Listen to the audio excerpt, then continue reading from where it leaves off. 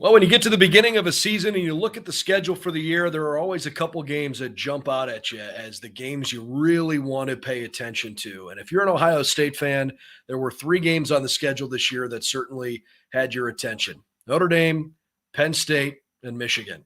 We've already gotten one of those out of the way. It was as dramatic and fun a win as Ohio State's had in a long time. Now it's time for test number 2. The Penn State Nittany Lions coming to town in a top 10 showdown for the 4th time in the last 7 years. Can the Buckeyes come away with a big win, or will Penn State play spoiler and carve out a path toward a Big Ten championship game appearance? We're going to dive in with our preview and prediction coming up next on the Buckeye Breakdown Podcast. We've got the whole crew together as we cover Ohio State with our instant analysis from Ohio State. There's something that doesn't feel right. Unbelievable effort from him today. Is E.J. Liddell going to crack the first team All-Big Ten? I think he can be the guy. I'm not trying to start a quarterback controversy. He seems to have the durability. He certainly has the toughness. This is the question on a lot of people's minds here. Welcome to Buckeye Breakdown.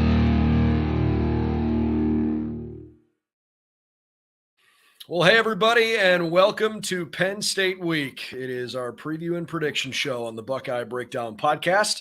We're glad to have you. Brendan Gulick and Anthony Moeglin with you. We are part of BuckeyesNow, part of the Sports Illustrated Media Group and the Fan Nation Network, and certainly excited about a game this week that we have been looking forward to for many, many months. Anthony, I think there's a lot of justifiably pretty nervous people coming into this game. It's about that time of the week right now, late on Friday, where you're trying to talk yourself out of being nervous and into why this is going to go your way.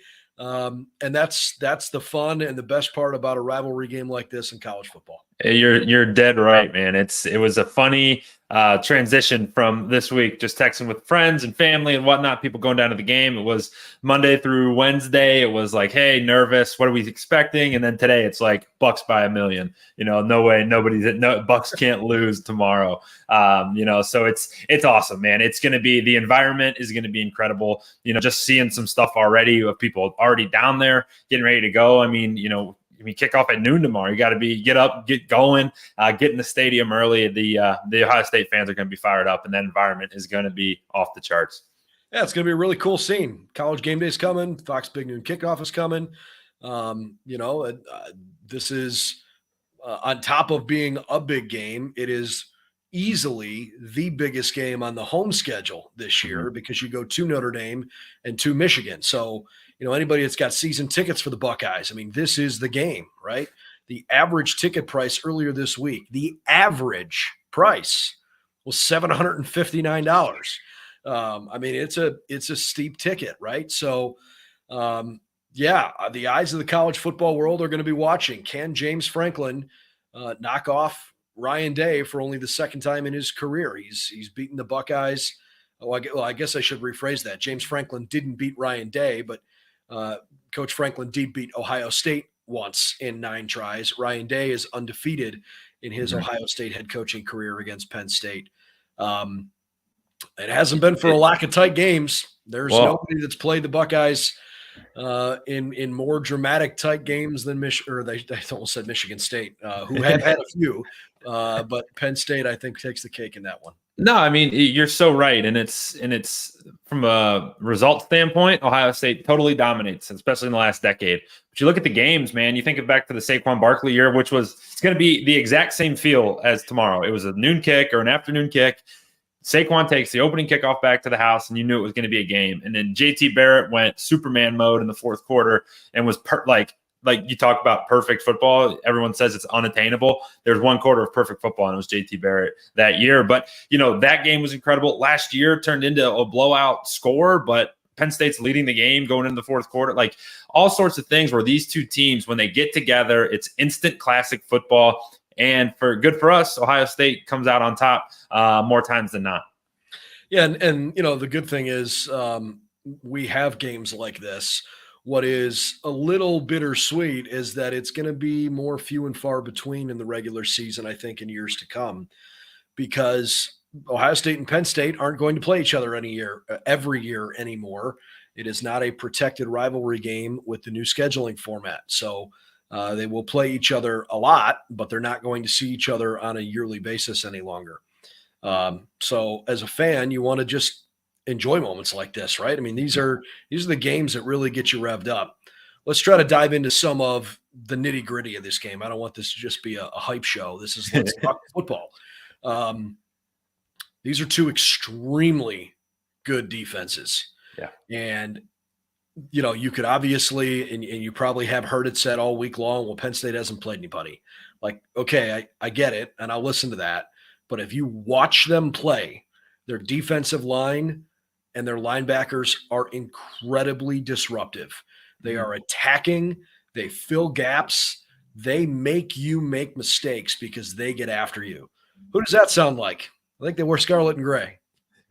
Yeah, it's going to be like looking at mirror images when both defenses are on the field, and it's going to have a different feel to it. We're so used to high scoring affairs between these two teams, and seeing a potential slugfest is kind of exciting. A little bit different of some action, and concerning in some ways for Ohio State.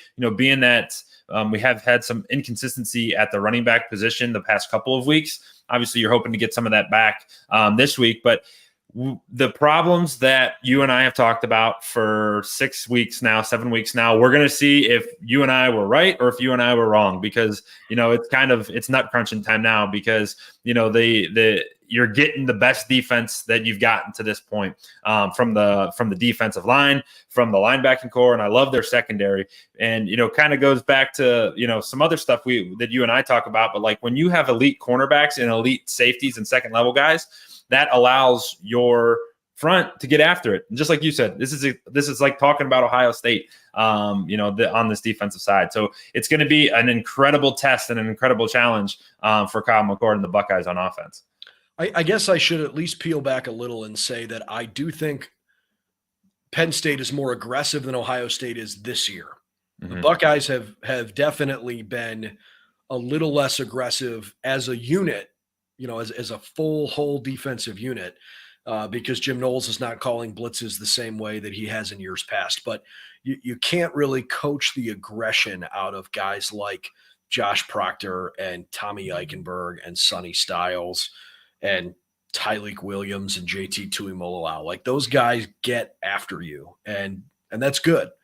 Not surprised at all, but my favorite soundbite of the week was James Franklin having a total coach crush on Tommy Eichenberg. He said that in his press conference, which I loved, and it fits to a T. He's definitely the kind of guy that James Franklin would want on that defense for sure. Yeah, no question about it. And when you think about on Ohio State's side of things, like, how do you attack this defense and how do you attack this game? I think a big storyline going into tomorrow is, don't turn the football over. Like, this has the potential to be, kind of that slugfesty feel where it's like, hey, possession battle and field position is going to be crucial. So if you're Kyle McCord, there's just an extra emphasis on, hey, let's protect the ball. And some things that I go back to is when you're in these types of games, especially in these like huge, top 10 matchup games, like, end each drive in a kick. When you have that in your mind, what does that mean? Well, if your kicker's on the field, that means you have a field goal attempt or a PAT, an extra point. Or if your punter's on the field, that means you didn't turn it over. That means there was no fumble and there was no interception. And when you can do that and really just break it down like that, like, hey, I want either my kicker to be on the field or my punter to be on the field after the offense, that's got to be our goal, because then you're into, hey, we're going to control the field position. We're going to control the time of possession. You're going to score points. That's got to be kind of the mindset of like, hey, we're playing this elite defense. Let's control what we can and do not turn that football over. I think that's a really good way to think about it. And we'll give our score prediction here in a little bit when we get toward the end of the show. I think both teams in so many ways are pretty equal. Mm-hmm. I think Ohio State probably has better talent across the board, but I think this is Penn State's best team probably since they won the Big Ten championship. It is certainly their best defense since then. And, the difference maybe is that most of Penn State's best players are second-year guys, where Ohio State's best players are all pretty veteran. And so I don't know how that's going to totally manifest itself, with the exception that maybe if you've got a more veteran group and they see something that they're not anticipating, something unexpected, that maybe they can adjust to that quicker. But I mean, if you're talking about just like muscle on muscle, I mean, it's two elite teams that are going to go at it on both sides of the ball. And frankly, Penn State also doesn't turn it over very often, right? I mean, their offense has protected the ball really well.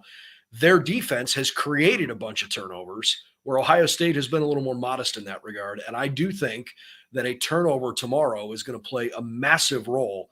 Whoever wins that turnover battle is going to be in a really good spot to win the game. And another thing that I think back to is you look at Penn State's schedule and what's happened to this point. They just haven't been in a game. And that's not to say they haven't played anybody. Like, when you're an elite team, that's what your schedule's supposed to look like. You're supposed to have the conversation around you that you haven't played anybody. But they truly, and this was in your conversation on Wednesday, they truly haven't faced any type of adversity outside of Northwestern. Being tied at halftime against Northwestern was the only time that, they really had anything in the balance. And that is going to change tomorrow. And one of the things you think about is like, hey, for Ohio State, think about it. They had their backs against the wall at Notre Dame in South Bend, primetime, 7 p.m., like everything against you, and they go on a 90 or an 80-yard touchdown drive to win the game. And it's like, okay, that's one example of it. You kind of had your backs, you were kind of backed up against Maryland right to start the game. You're down, you're losing, you come back and you take care of business. So Ohio State's had those examples where they can lean back on when, hey, let's say, Kyle does throw an interception, or let's say things aren't looking great. They can fall back on that experience. Penn State, on the other hand, if Drew Aller comes out and throws an interception, you don't know how they're going to respond, and they don't know how they're going to respond. And also, Brendan, they know that they don't know, so it's like, hey, how is this going to affect us? It could be positive, or it also could be negative. They just don't know. And that's going to play a big role. And I really like what you said, like, there's going to be a turnover or something weird's going to happen that's going to change the complexion of the game. And you never know when that's going to happen, but I agree with you. I think that's going to play a role in it. It's a great point. I might push back a little bit on the Penn State part. I think they probably internally feel really good.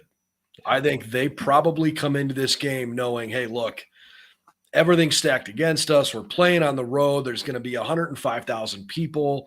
Like, there are a lot of people that are picking them to win the game. So I don't know that they can really like play the underdog role, but they can certainly convince themselves that, like, look, the last 10 years were the last 10 years. This is just about today. We don't have to go back and win the game from 2, 3, 4, 5 years ago. And they are finally built, I think, to make a deep run. It's a game, as I said the other day, about opportunity for Penn State, right? They have been that close to kicking down the door of, hey, we're an elite team in college football. We're not just a good team. We didn't just lose a couple times last year, but win the Rose Bowl. Like, we are a program that can absolutely go out and win a national championship. And these are the kinds of games that if you want to be that kind of team, you got to win once in a while to go prove that, right? So it's a game about opportunity for them. And for the Buckeyes, it's more about, you cannot afford to finish third in your own division, because Ohio State and Penn State and Michigan are all really good. The Buckeyes have not beaten Michigan the last couple of years. We're not even going to talk about what's going on with Michigan on this show, because it is an entirely different show in and of itself right now. But it is pretty clear that there is some serious turmoil going on in Ann Arbor with this sign stealing cheating scandal. Ohio State has to be laser focused about how they can just go out and beat this Penn State team. And offensively, I have a few questions around what this is going to look like. I have a more than moderate amount of confidence in the offensive line, but it's not an overwhelming amount of confidence. I think Ohio State's offensive line is good. I don't think they're great. I think Penn State's defensive line is great, and the Buckeyes need to figure out a way to neutralize that advantage. The big story coming into this, Anthony, is injuries. Travion Henderson, Mayan Williams, Chip Traynham, Emeka Egbuka all didn't play last week. who is not going to be able to go tomorrow? Will they all be back? Ryan Day's hopeful, but we're all hopeful. So, there's a big part of the unknown going in. And I think the Ohio State fan in me is optimistic because I've seen them do it enough times, and I know they've got the talent to do it, but I don't feel great going into tomorrow's game. I don't. And it kind of feels, the way I'm kind of looking at it is like, okay, we've seen this. I feel like I've seen this before. Where, hey, there's been a position group on Ohio State that's maybe struggled a touch or maybe had some question marks, and the time that they have to, turn it on, and it's the biggest game of the year so far, they do it. Is that offensive line going to be able to do that tomorrow? And that's the question. We looked at some of the clips last week when we kind of looked at the film session, like, you can't have a one-on-one sack come off the edge because that can change a game if there's a strip sack. Think about last year when JT just totally took the game over in the fourth quarter and just won the football game. Like, that can certainly happen, and it can happen against you tomorrow. So, like, they got to be locked in. Obviously you're going to be able to rely on 18, but what happens when they take him away? Cade, you're going to have a big game, and not saying that he hasn't, but Cade Stover, you're going to have a big game. If Emeka plays, be ready to roll. But if he doesn't, hey, Carnell Tate, let's go. It's big time now. Let's go make some plays. So you're just really excited to see how Ohio State responds with any injuries that play a role into it, and any, potential, poor play. I don't want to say that, but if things aren't going as well, who can you rely on to come through for you? All right, let's get to the prediction part of the show here. I'm going to put you on the hot seat first. What do you think? I'm up first. Let's go. I'm going to go with Buckeyes 24, Penn State 17. It's going to be a tight, hard-fought game. And just like you said, I think that there's going to be a turnover. In my opinion, it's going to happen late. I think there's a Drew Aller interception to, let's pick Denzel Burke to come up with the big play. Kyle McCord takes him right down the field. The Cinderella story for McCord, the final drive king comes to fruition again. And they have a late touchdown to take the win, 24-17. So, and I didn't mention Denzel Burke, obviously also played last week and then left the game with an injury, and, hopefully he's okay. Yeah. I think this is going to be a weird game. I'm not picking a normal looking score. I think this is going to be a game that you look at the scoreboard afterward and you're like, that's kind of bizarre.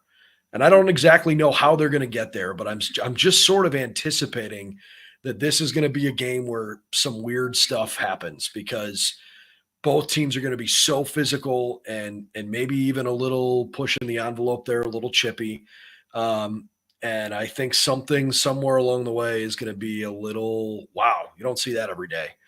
I'm going to pick Ohio State to win. It's just not comfortable. I'm going to say Ohio State 29, Penn State 27. There we go. I think it is a very close, instant classic game. So I guess in that case, it would be the under. Is that right? What's the spread? 40? I'm seeing at 45. 45. So, all right. So then I guess I hit the over. You're over. I'm over. And in that case, Penn State covers because the spread is 4, 4.5, 5, depending on where you're looking. It actually moved to 5.5. 5.5. Yeah, 5.5, at least where I'm Somebody seeing knows something. Yeah, somebody knows something. I like the Buckeyes to cover it, and I'm taking the under. So I agree. I think the weather kind of cleared up. It was earlier in the week. It was supposed to be kind of wet, but I think we're going to be a little bit better now. And that's part of where my head was at, because frankly, I was thinking even lower scoring than that. Yeah. I'm not saying Ohio State and Penn State aren't capable of erupting offensively. Wouldn't surprise me one bit if either team goes out and scores 5 touchdowns. But only from the standpoint that I know they're capable of that. Mm-hmm. It would surprise me given how good these defenses are. Penn State is dead last in the country in explosive plays over 40 yards. DFL. They are like 129th out of 133 teams in plays of more than 20 yards. They have not had big explosive plays. Ohio State has been one of the best in the country at not allowing those kinds of moments. So I really don't expect Penn State to just come out and take a bunch of shots and have them all hit. This has the feel of like a death by 1,000 paper cuts kind of game to me, where you mentally have to try to find that edge all game long so that you can impose your will on your opponent, because it might come down to just one or two plays. Well, that's the thing. You always say in these big games like this, there's anywhere between 1 and 5 plays that determine the outcome of the game. You never know when they're going to happen. It could happen in the first drive. It could happen with 30 seconds to go. So that like you said, it's going to be a 60-minute war. And that's this is kind of the game. This is why you play the game, man. Like this is going to be so much fun. One thing I will say, I just wish it was a night game. I don't understand the noon thing, because they're calling for a scarlet out of the shoe tomorrow. And imagine if it was under the lights and, whatever. Hey, that's can't cry over spilled milk. But, it's one of those things, man, where this is going to be just an incredible college football atmosphere, and kind of soak it in. Like you said, this is going away. Ohio State versus Penn State isn't going to be a thing, every year like it has been. So enjoy the heck out of this one. And it's going to be a battle, and it's going to be a lot of fun. I'm seeing a lot of optimism in the comments section, and I love it. Fun. That is awesome. I just don't quite totally share that, but we'll see. What did I tell you, Brendan? It's Bucks by a million. It's Friday. It's Bucks by a million, man. This is the best team ever. Yep. Well, I pride myself on trying to be objective. So, tomorrow, I mean, look, I hope it's an Ohio State blowout, right? You want that. But Penn State's really good. And they are better in some ways as the season has gone on than I expected, in the same way that I did not expect their offense to look like it had regressed a little bit with some of the lack of deep balls. But, I mean, let's just be honest about it. They can run the ball, and they've got really good players on the line on both sides of the line of scrimmage. That's why the Bucks have lost to Michigan the last 2 years. Mm-hmm. And I think Penn State has a serious case leading up to this game as to why they could control the line of scrimmage. I think Penn State's defensive line is very, very good. And if I'm an Ohio State fan, I'm nervous about that tomorrow. I hope I'm wrong. I hope Ryan Day schemes it up, differently, and gets the ball out of Kyle's hands quickly and throws some screen passes. And, I think you can always rely on these receivers to run good routes, because that's what they do regularly. Mm-hmm. But the Buckeyes have got to keep Kyle clean tomorrow, and they've got to establish a run, or else if they get predictable, it's going to be tough. Yeah, I'm going to keep my eye on me and probably everybody else, but just how Kyle McCord plays and how he deals with this, because this is really his first huge game in the shoe. This is his team, and when things are going to go well and things aren't going to go well, just make sure you're responding. It's that next play mentality, man. Good play, bad play. It's always the next play. So I'm really excited to see how he plays tomorrow. Can't wait. It's going to be a lot of fun. 12 noon at the Shoe in Columbus. If you're going to the game, you'd be nuts if you don't get there early, because it is going to be an absolute zoo. I would highly suggest getting down there tomorrow as early as possible. The stadium, I understand, is going to be open at 10 o'clock. Ryan Day told us that this week on Tuesday, that they're opening the gates to fans early. So they want people to get in and get loud and get parked and get in the stadium and go have some fun and enjoy the heck out of tomorrow. So we are both predicting Ohio State wins. Mine's a little tighter than yours, but that's okay. Yep. We'll see how it all plays out. Should be fun. All right. For Anthony Moeglin, I'm Brendan Gulick. BuckeyesNow.com, your spot for all the latest news and info on the team as you get ready for what should be a really fun Saturday in college football, and all eyes are going to be on the Shoe in Columbus. We'll see you tomorrow for our post-game show. Actually, I guess we'll see you pregame. We'll have some pregame thoughts for you. We'll let you know who is going to be available or unavailable for tomorrow's game on the injury report. And then we'll chat with you post-game and look forward to talking about this one once it's all done. So we'll see you tomorrow down in Columbus. Enjoy Friday night football all across the state, and go Bucks. We'll see you tomorrow.